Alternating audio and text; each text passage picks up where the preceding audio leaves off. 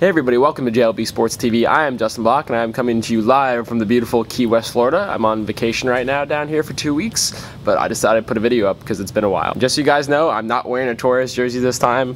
I'm wearing my Luis Suarez jersey. Sorry for that little mistake last time, but it's the crest, not the player on the back. That's the way I see it. I just wanted to get into some Liverpool transfer news, as it appears that Liverpool on the verge of signing Newcastle left back Jose Enrique for £6 million plus around a £2 million add-on, so it's about a £6 to £8 million deal.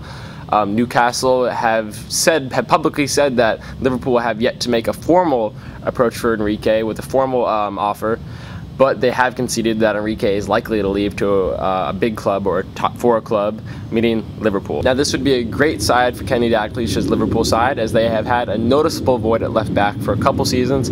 I think the last time I remember Liverpool had a dependable game in and game out left back was Fabio Aurelio during the 08-09 season. That was when Liverpool finished second in the league, made a nice run in the Champions League, and Aurelio was great.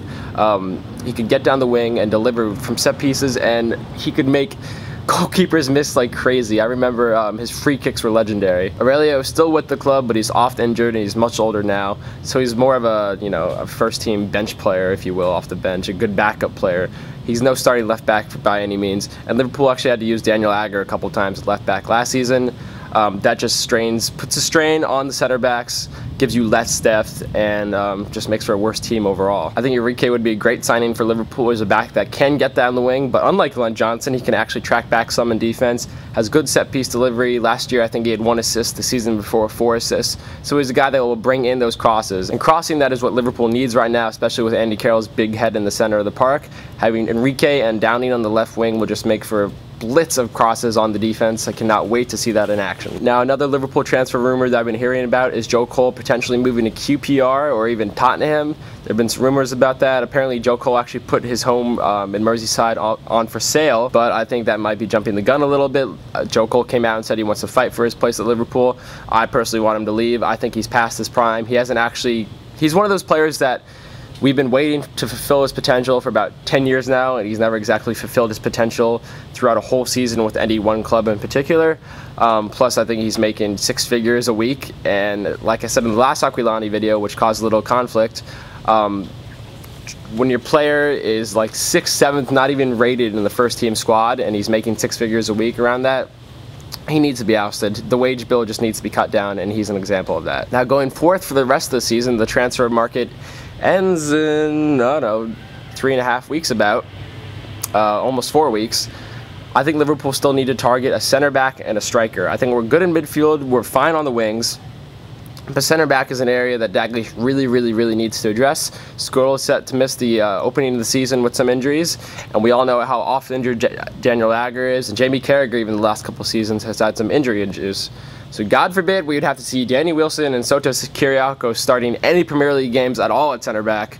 Liverpool needs to sign a center back. And I honestly think that Liverpool need another striker, because I don't exactly want David Ingog coming off the bench for Suarez or Carroll or any of those players. I think David Ingog, even though he's a young player, he's established that he cannot be a first team consistent striker. He can't be a guy that you're going to put out there alone or up top week in and week out, because he's not going to score those kinds of goals. He's still very raw and developing.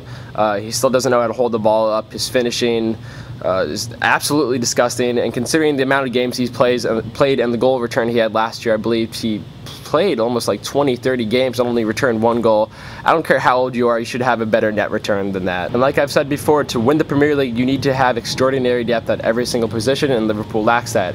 Going further, I think to win the Premier League or to finish top 4 in the Premier League, you need to have 3 top-class strikers. If you look at Manchester United last season, they had Berbatov. If you don't want to call him top-class, fine, but at the end of the day, the man scored 20 goals and shared the Premier League Golden Boot last season. Manchester United had Berbatov, Hernandez, and Wayne Rooney to all rotate, keyword rotate, in and out of the starting lineup. Chelsea had Anelka, Kalou could play up top, Drogba, and then they added Torres at the end of the season. They're probably bringing back Daniel Sturridge. And they're actually about to sign that kid from Belgium, Romelu Lukaku. I'm sorry if I'm butchering his name. But that'll give him 4 or 5 good strikers to rotate in and out of that position. Manchester City is rich with strikers, as we know. And Arsenal, they really only play 1 striker up top, but having Bentner,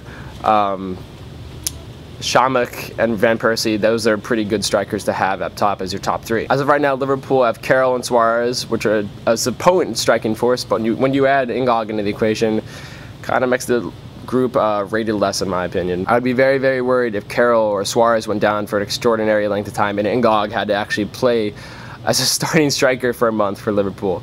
No bueno. So that's all for today with JLB Sports TV. Just to reiterate, I think the Enrique signing is great, especially if it's only for £6 or £8 million. Joe Cole, I don't think he's going to leave Liverpool, even though we would all love to dump his wages off on QPR or Tottenham.